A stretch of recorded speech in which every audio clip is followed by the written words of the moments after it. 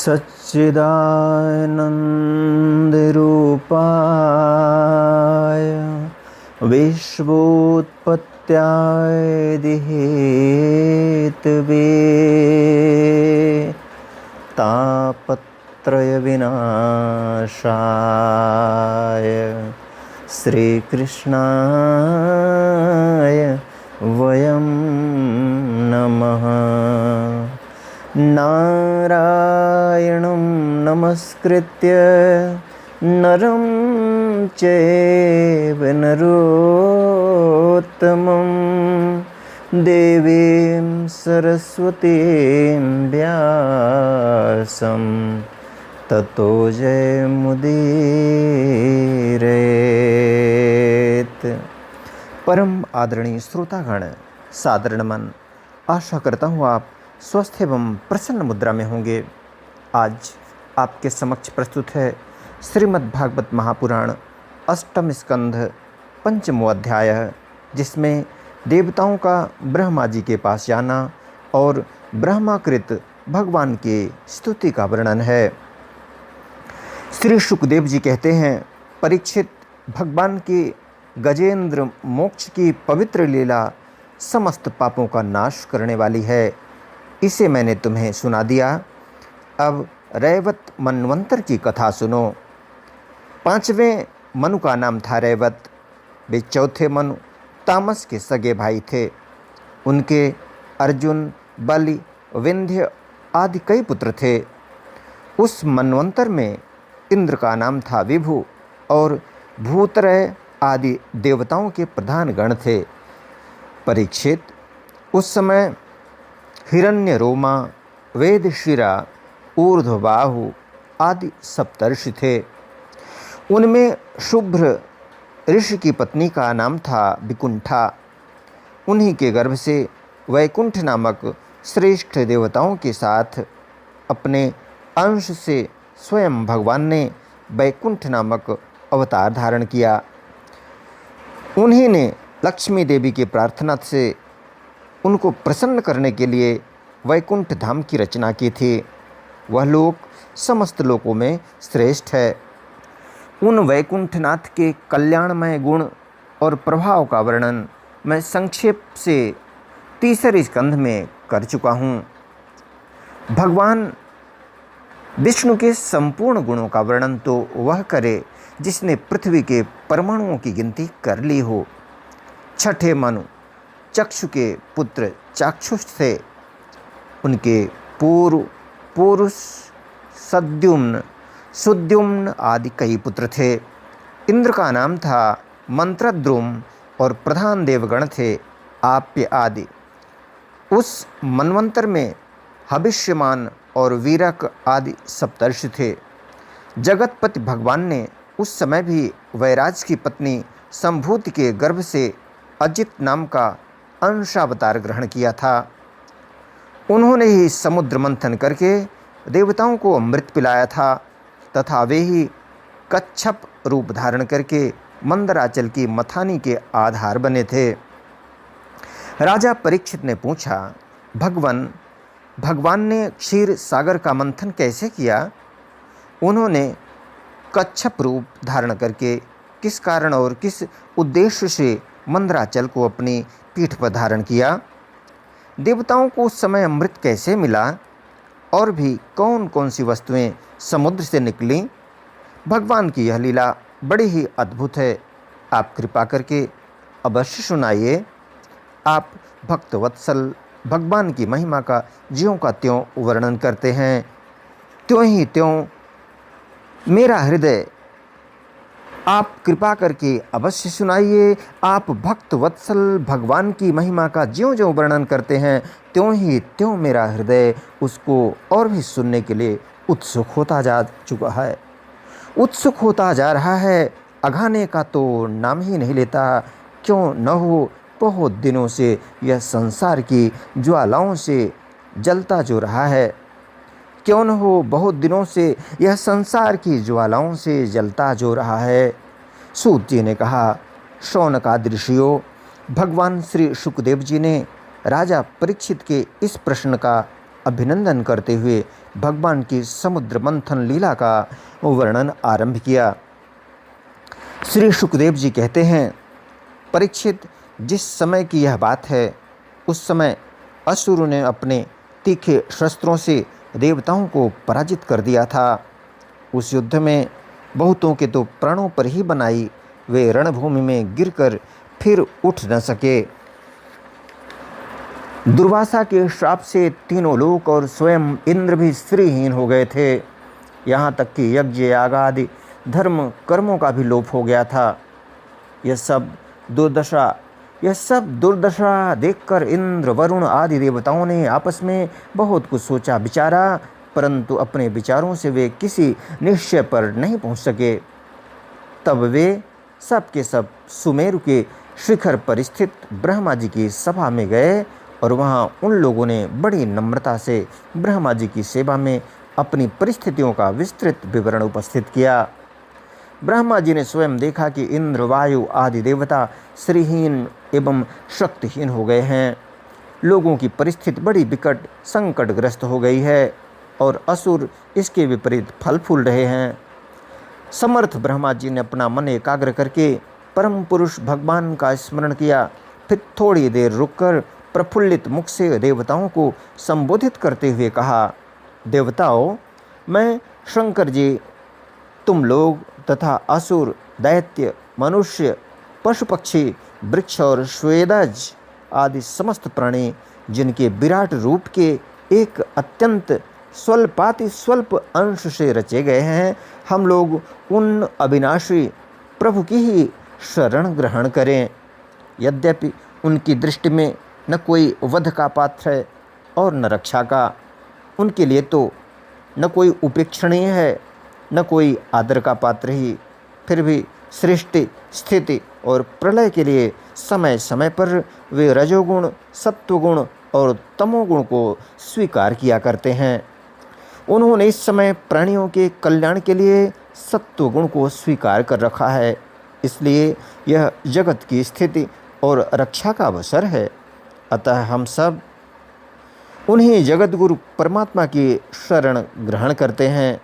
वे देवताओं के प्रिय हैं और देवता उनके प्रिय, इसलिए हम निज जनों का वे अवश्य ही कल्याण करेंगे।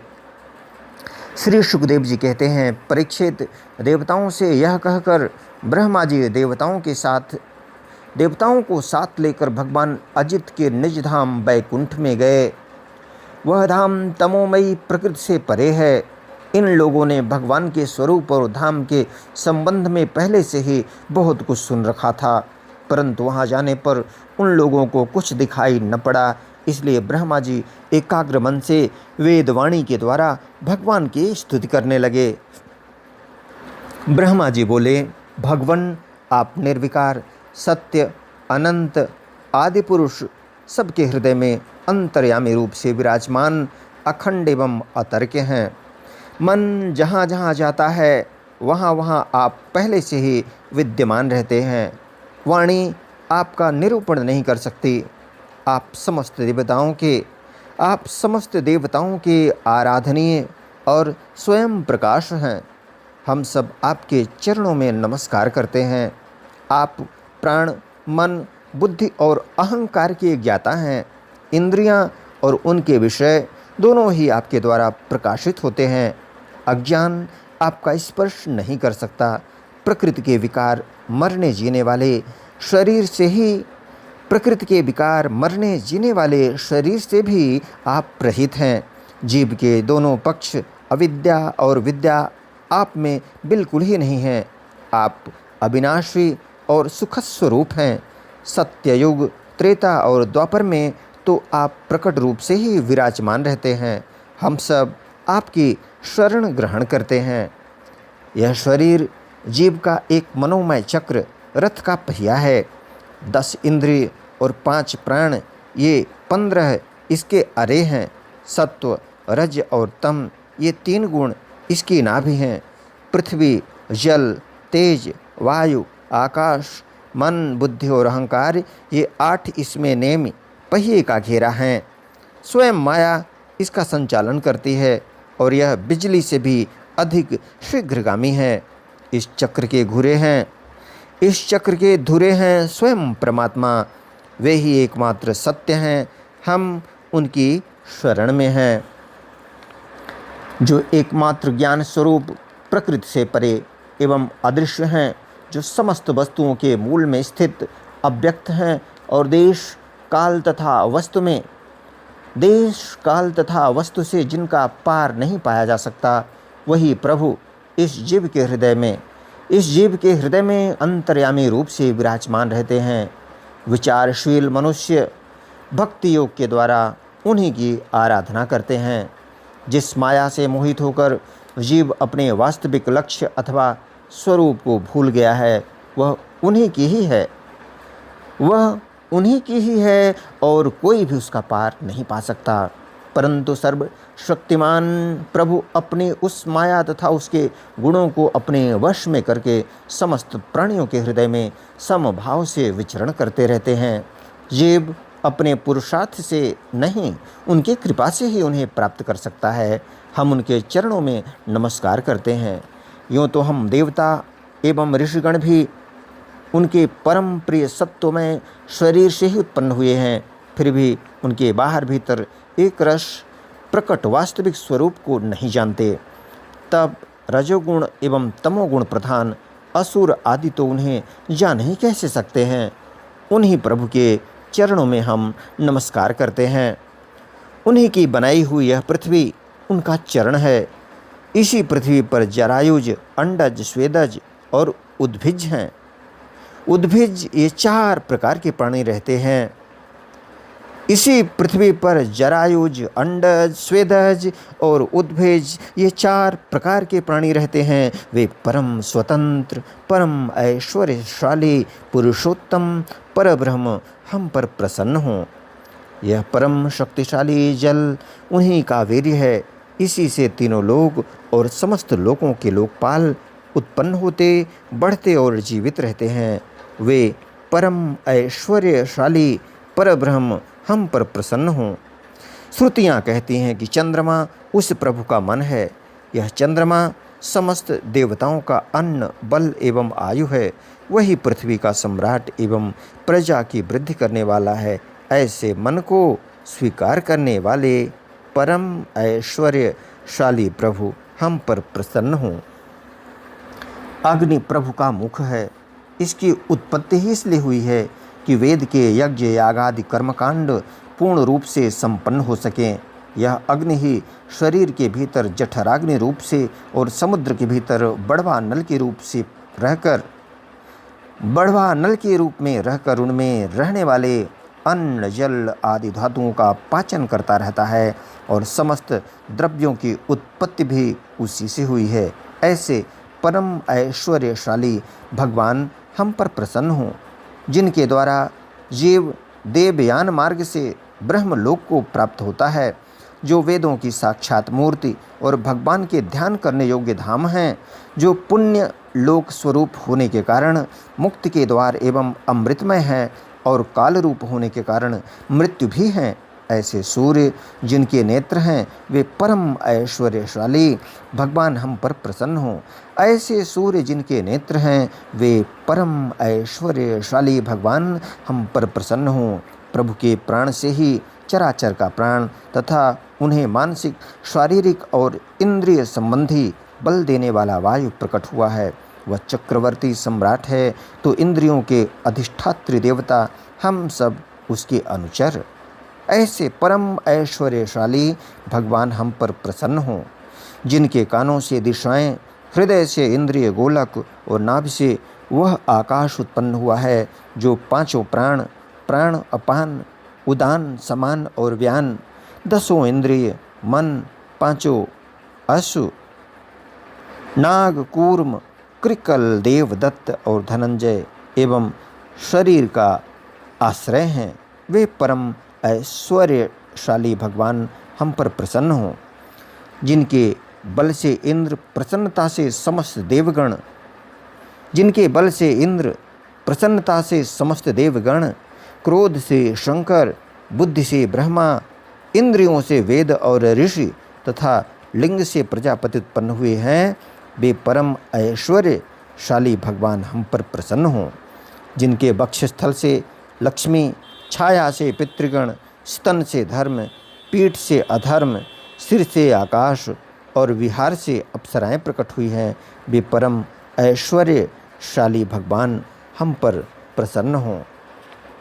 विप्रो, जिनके मुख से ब्राह्मण और अत्यंत रहस्यमय वेद, भुजाओं से क्षत्रिय और बल, जंघाओं से वैश्य और उनकी वृत्ति, व्यापार कुशलता तथा चरणों से वेद बाह्य शूद्र और उनकी सेवा आदि वृत्ति प्रकट हुई है, वे परम ऐश्वर्यशाली भगवान हम पर प्रसन्न हों।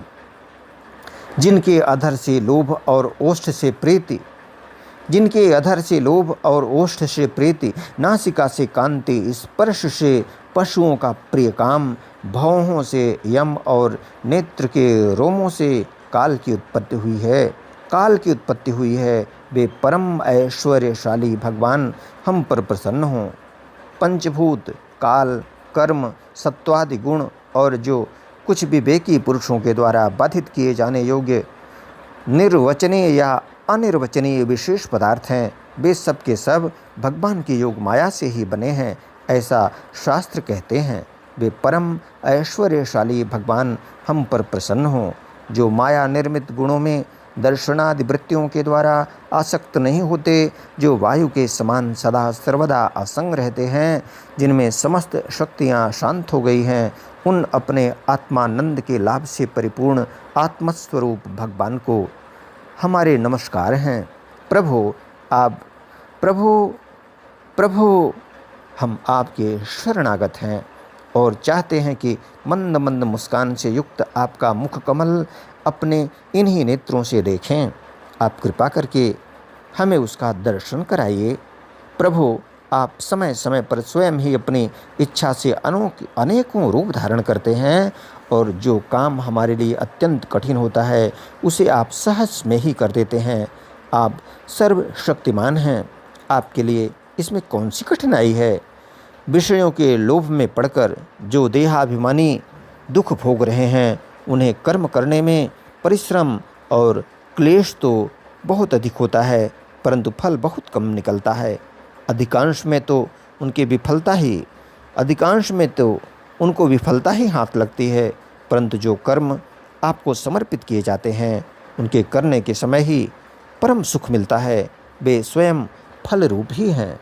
भगवान को समर्पित किया हुआ छोटे से छोटा कर्मभास भी कभी विफल नहीं होता, क्योंकि भगवान जीव के परम हितैषी, परम प्रियतम और आत्मा ही हैं। जैसे वृक्ष की जड़ को पानी से सींचना और उसकी बड़ी बड़ी शाखाओं और छोटी छोटी डालियों को भी सींचना है, वैसे ही सर्वात्मा भगवान की आराधना संपूर्ण प्राणियों की और अपनी भी आराधना है, जो तीनों काल और उससे परे भी एक रस स्थित हैं, जिनकी लीलाओं का रहस्य तर्क वितर्क के परे है, जो स्वयं गुणों से परे रहकर भी सब गुणों के स्वामी हैं तथा इस समय सत्व गुण में स्थित हैं।